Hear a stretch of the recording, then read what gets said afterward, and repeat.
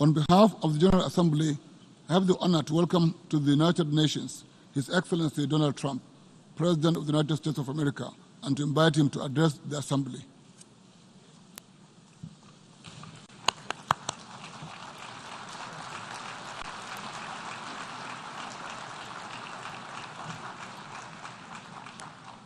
Thank you very much. Mr. President, Mr. Secretary General, distinguished delegates, ambassadors, and world leaders, 7 decades of history have passed through this hall in all of their richness and drama. Where I stand, the world has heard from presidents and premiers at the height of the Cold War. We have seen the foundation of nations.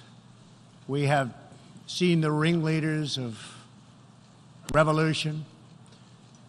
We have beheld saints who inspired us with hope, rebels who stirred us with passion, and heroes who emboldened us with courage, all here to share plans, proposals, visions, and ideas on the world's biggest stage. Like those who met us before, our time is one of great contests, high stakes, and clear choices. The essential divide that runs all around the world and throughout history is once again thrown into stark relief. It is the divide between those whose thirst for control deludes them into thinking they are destined to rule over others, and those people and nations who want only to rule themselves. I have the immense privilege of addressing you today as the elected leader of a nation that prizes liberty, independence, and self-government above all. The United States, after having spent over $2.5 trillion since my election to completely rebuild our great military, is also by far the world's most powerful nation. Hopefully, it will never have to use this power. Americans know that in a world where others seek conquest and domination, our nation must be strong in wealth, in might, and in spirit. That is why the United States vigorously defends the traditions and customs that have made us who we are. Like my beloved country, each nation represented in this hall has a cherished history, culture, and heritage that is worth defending and celebrating, and which gives us our singular potential and strength. The free world must embrace its national foundations.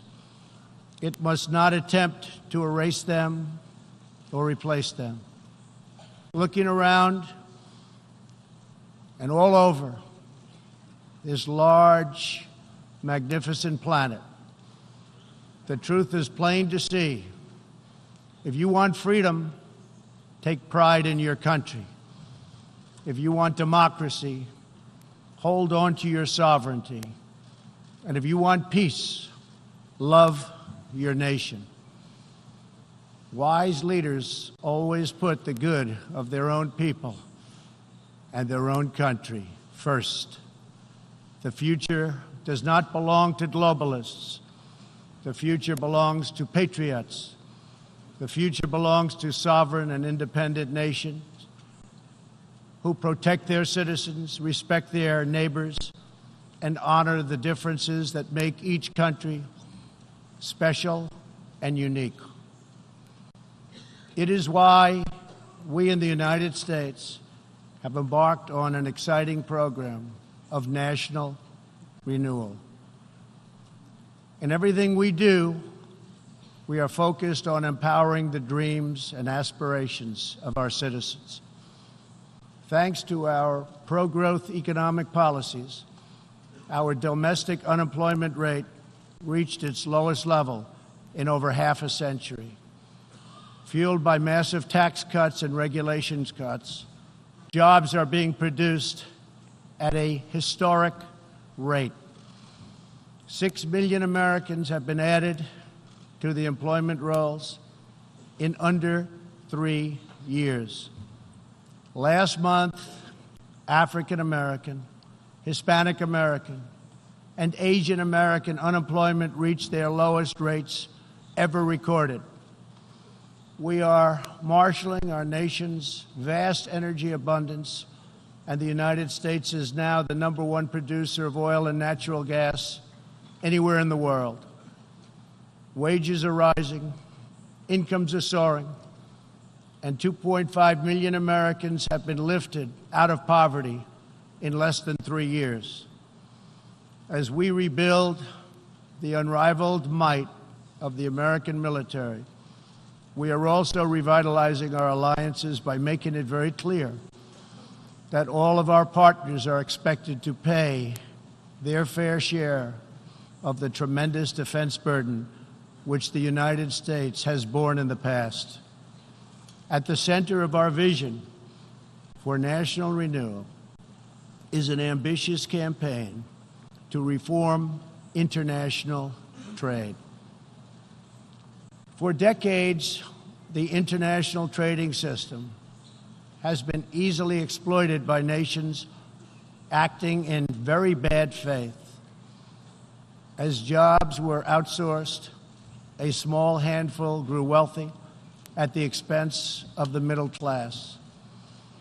In America, the result was 4.2 million lost manufacturing jobs and $15 trillion in trade deficits over the last quarter century. The United States is now taking that decisive action to end this grave economic injustice. Our goal is simple. We want balanced trade that is both fair and reciprocal.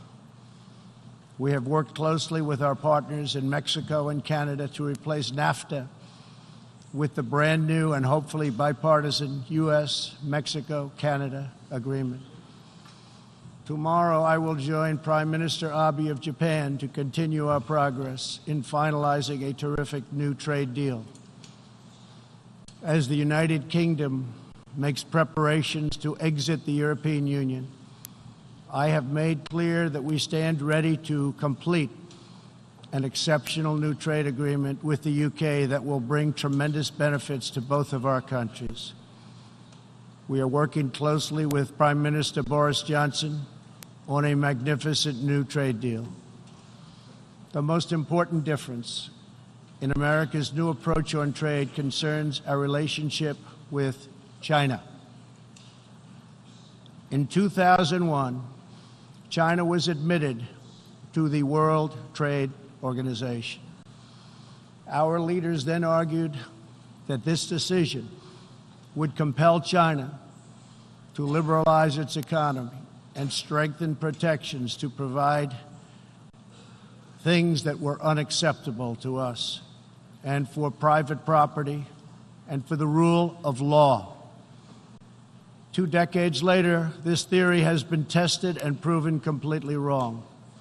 Not only has China declined to adopt promised reforms, it has embraced an economic model dependent on massive market barriers, heavy state subsidies, currency manipulation, product dumping, forced technology transfers, and the theft of intellectual property, and also trade secrets on a grand scale. As just one example, I recently met the CEO of a terrific American company, Micron Technology, at the White House. Micron produces memory chips used in countless electronics. To advance the Chinese government's 5-year economic plan, a company owned by the Chinese state allegedly stole Micron's designs, valued at up to $8.7 billion. Soon, the Chinese company obtains patents for nearly an identical product, and Micron was banned from selling its own goods in China. But we are seeking justice. The United States lost 60,000 factories after China entered the WTO. This is happening to other countries all over the globe. The World Trade Organization needs drastic change. The second largest economy in the world should not be permitted to declare itself a developing country in order to game the system at others' expense. For years, these abuses were tolerated, ignored, or even encouraged. Globalism exerted a religious pull over past leaders, causing them to ignore their own national interests. But as far as America is concerned, those days are over. To confront these unfair practices, I placed massive tariffs on more than $500 billion worth of Chinese-made goods. Already, as a result of these tariffs, supply chains are relocating back to America and to other nations, and billions of dollars are being paid to our Treasury. The American people are absolutely committed to restoring balance to our relationship with China. Hopefully, we can reach an agreement that would be beneficial for both countries. But as I have made very clear, I will not accept a bad deal for the American people. As we endeavor to stabilize our relationship, we're also carefully monitoring the situation in Hong Kong.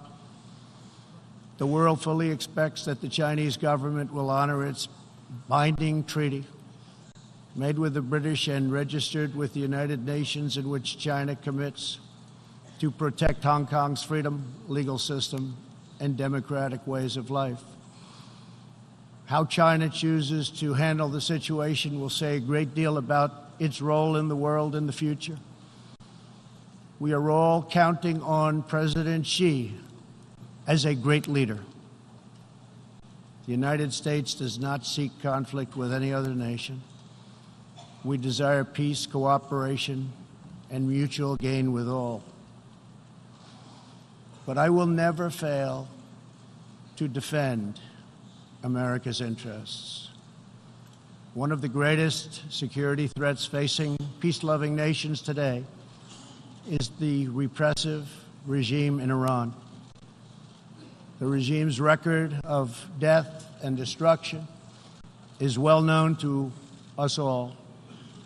Not only is Iran the world's #1 state sponsor of terrorism, but Iran's leaders are fueling the tragic wars in both Syria and Yemen. At the same time, the regime is squandering the nation's wealth and future in a fanatical quest for nuclear weapons and the means to deliver them. We must never allow this to happen. To stop Iran's path to nuclear weapons and missiles, I withdrew the United States from the terrible Iran nuclear deal, which has very little time remaining, did not allow inspection of important sites, and did not cover ballistic missiles. Following our withdrawal, we have implemented severe economic sanctions on the country.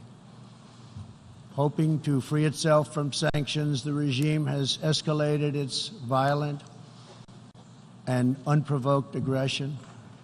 In response to Iran's recent attack on Saudi Arabian oil facilities, we just imposed the highest level of sanctions on Iran's central bank and sovereign wealth fund. All nations have a duty to act. No responsible government should subsidize Iran's bloodlust.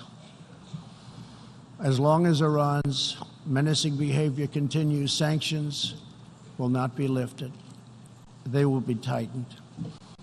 Iran's leaders will have turned a proud nation into just another cautionary tale of what happens when a ruling class abandons its people and embarks on a crusade for personal power and riches.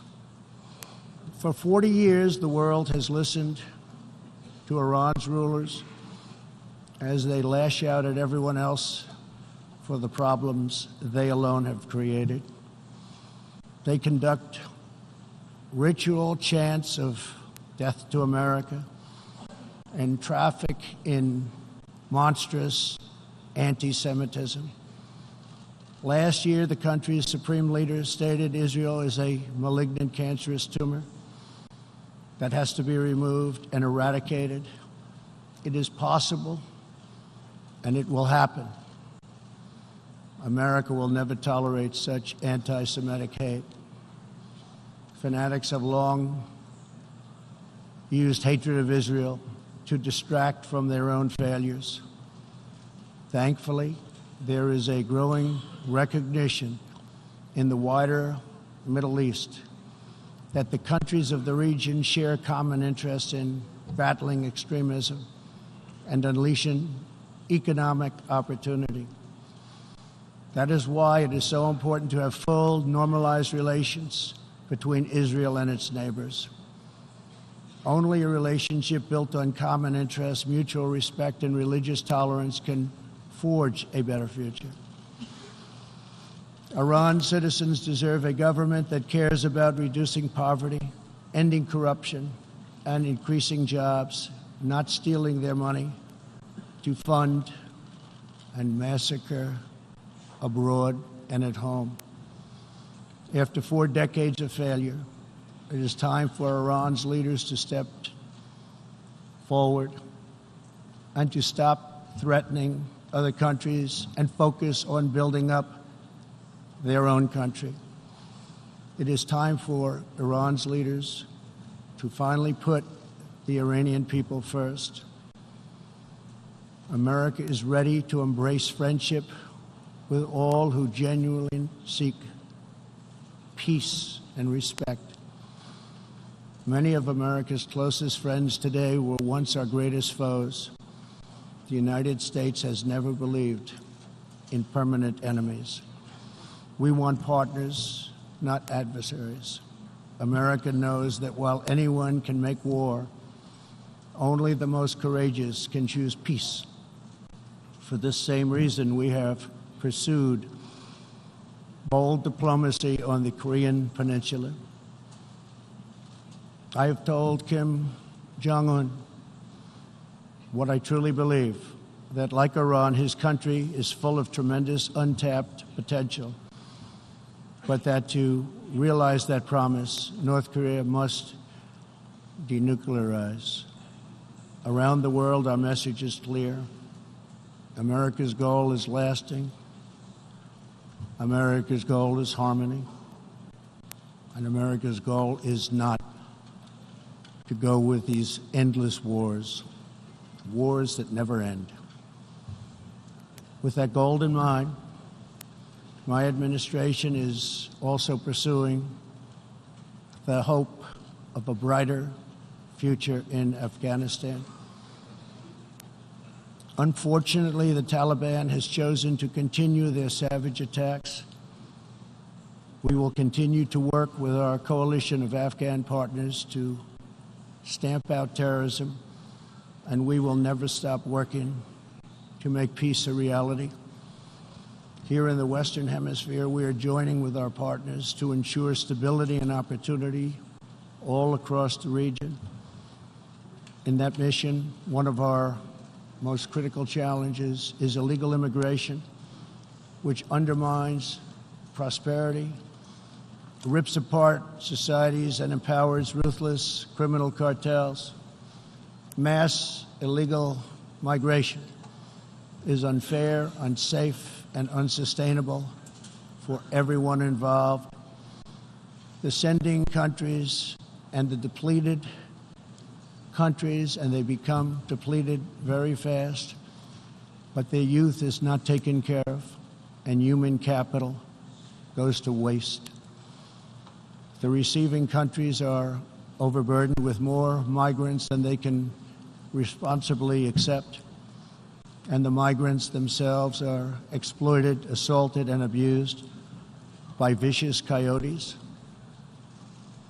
Nearly 1/3 of women who make the journey north to our border are sexually assaulted along the way. Yet here in the United States and around the world, there is a growing cottage industry of radical activists and non-governmental organizations that promote human smuggling. These groups encourage illegal migration and demand erasure of national borders. Today I have a message for those open border activists who cloak themselves in the rhetoric of social justice.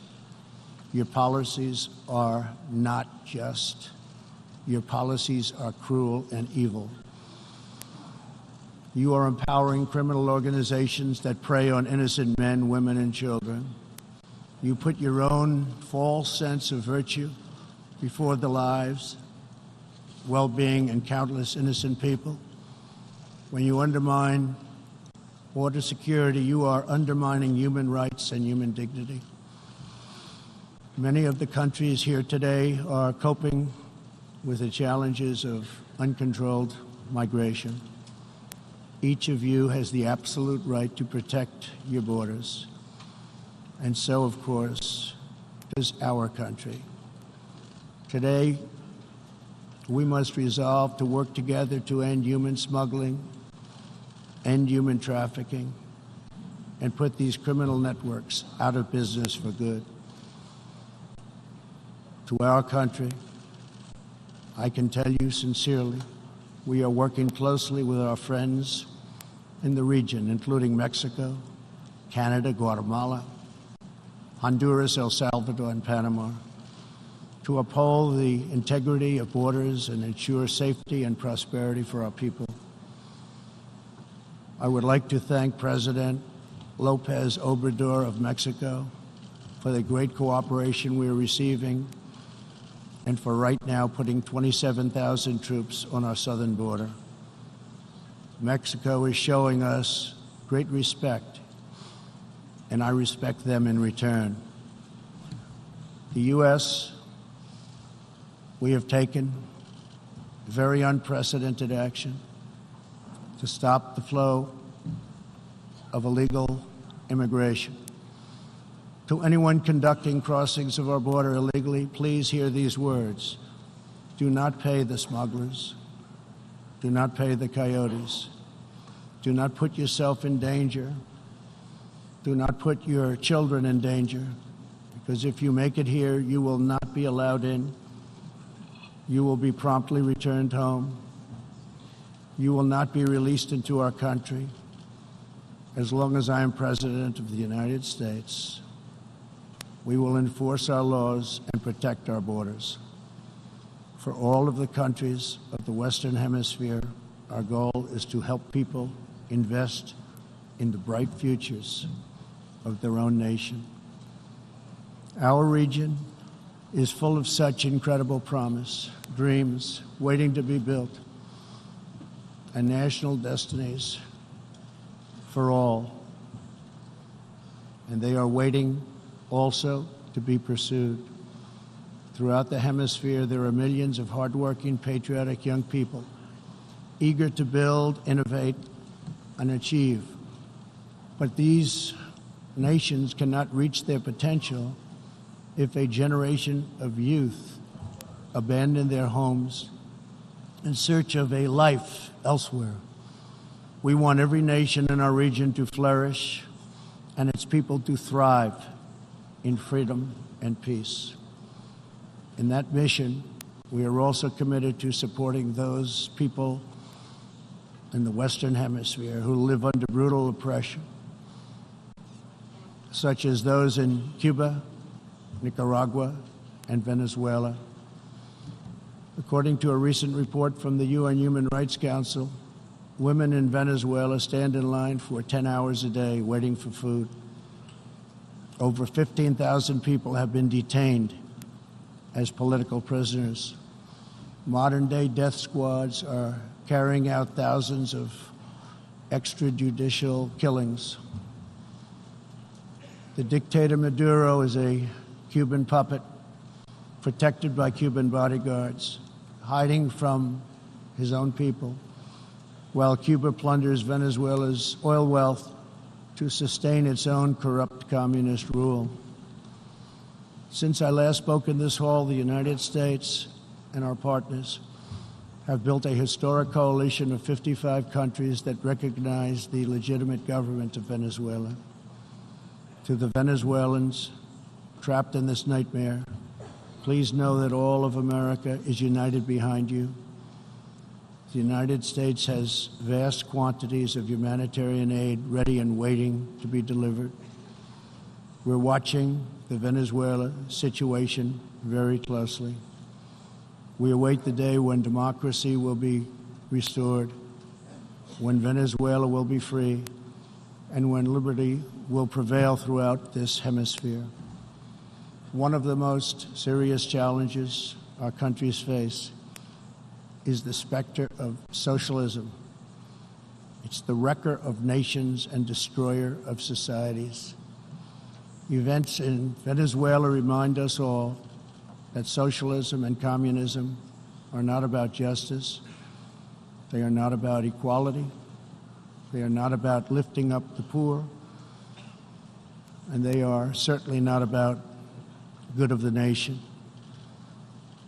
Socialism and communism are about one thing only: power for the ruling class. Today I repeat a message for the world that I have delivered at home. America will never be a socialist country. In the last century, socialism and communism killed 100 million people.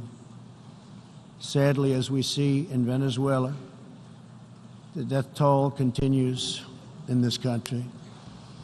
These totalitarian ideologies, combined with modern technology, have the power to excise new and disturbing forms of suppression and domination.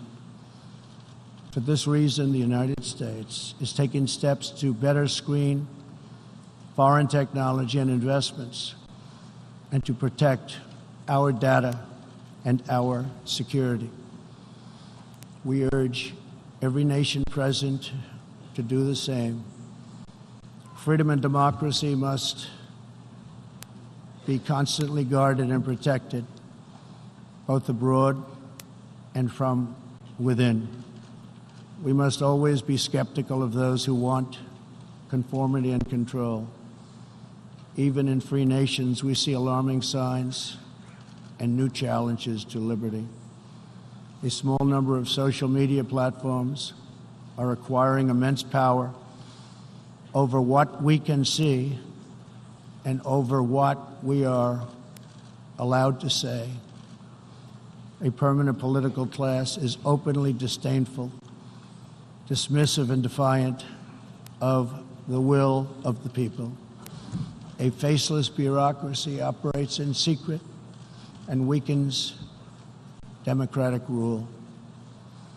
Media and academic institutions push flat-out assaults on our histories, traditions, and values. In the United States, my administration has made clear to social media companies that we will uphold the right of free speech. A free society cannot allow social media giants to silence the voices of the people, and a free people must never, ever be enlisted in the cause of silencing, coercing, canceling, or blacklisting their own neighbors. As we defend American values, we affirm the right of all people to live in dignity. For this reason, my administration is working with other nations to stop criminalizing of homosexuality, and we stand in solidarity with LGBTQ people who live in countries that punish, jail, or execute individuals based upon sexual orientation. We are also championing the role of women in our societies. Nations that empower women are much wealthier, safer, and much more politically stable. It is therefore vital not only to a nation's prosperity, but also is vital to its national security to pursue women's economic development. Guided by these principles, my administration launched the Women's Global Development and Prosperity Initiatives. The WGDP is the first ever government-wide approach to women's economic empowerment, working to ensure that women all over the planet have the legal right to own and inherit property, work in the same industries as men, travel freely, and access credit and institutions. Yesterday, I was also pleased to host leaders for a discussion about an ironclad American commitment protecting religious leaders and also protecting religious freedom. This fundamental right is under growing threat around the world. Hard to believe, but 80% of the world's population lives in countries where religious liberty is in significant danger or even completely outlawed. Americans will never fire or tire in our effort to defend and promote freedom of worship and religion. We want and support religious liberty for all. Americans will also never tire of defending innocent life. We are aware that many United Nations projects have attempted to assert a global right to taxpayer-funded abortion on demand, right up until the moment of delivery. Global bureaucrats have absolutely no business attacking the sovereignty of nations that wish to protect innocent life. Like many nations here today, we in America believe that every child, born and unborn, is a sacred gift from God. There is no circumstance under which the United States will allow international entries to trample on the rights of our citizens, including the right to self-defense. That is why this year I announced that we will never ratify the UN Arms Trade Treaty, which would threaten the liberties of law-abiding American citizens. The United States will always uphold our constitutional right to keep and bear arms. We will always uphold our Second Amendment. The core rights and values America defends today were inscribed in America's founding documents. Our nation's founders understood that there will always be those who believe they are entitled to wield power and control over others. Tyranny advances under many names and many theories, but it always comes down to the desire for domination. It protects not the interests of many, but the privilege of few.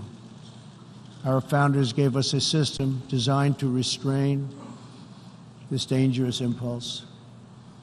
They chose to entrust American power to those most invested in the fate of our nation, a proud and fiercely independent people. The true good of a nation can only be pursued by those who love it, by citizens who are rooted in its history, who are nourished by its culture, committed to its values, attached to its people, and who know that its future is theirs to build or theirs to lose. Patriots see a nation and its destiny in ways no one else can. Liberty is only preserved, sovereignty is only secured, democracy is only sustained, greatness is only realized by the will and devotion of patriots. In their spirit, is found the strength to resist oppression, the inspiration to forge legacy, the goodwill to seek friendship, and the bravery to reach for peace. Love of our nations makes the world better for all nations. So to all the leaders here today, join us in the most fulfilling mission a person could have, the most profound contribution anyone can make. Lift up your nations, cherish your culture, honor your histories, treasure your citizens, make your country strong and prosperous and righteous, honor the dignity of your people, and nothing will be outside of your reach. When our nations are greater, the future will be brighter, our people will be happier, and our partnerships will be stronger. With God's help, together we will cast off the enemies of liberty and overcome the oppressors of dignity. We will set new standards of living and reach new heights of human achievement. We will rediscover old truths, unravel old mysteries, and make thrilling new breakthroughs. And we will find more beautiful friendship and more harmony among nations than ever before. My fellow leaders, the path to peace and progress and freedom and justice and a better world for all humanity begins at home. Thank you. God bless you. God bless the nations of the world. And God bless America. Thank you very much.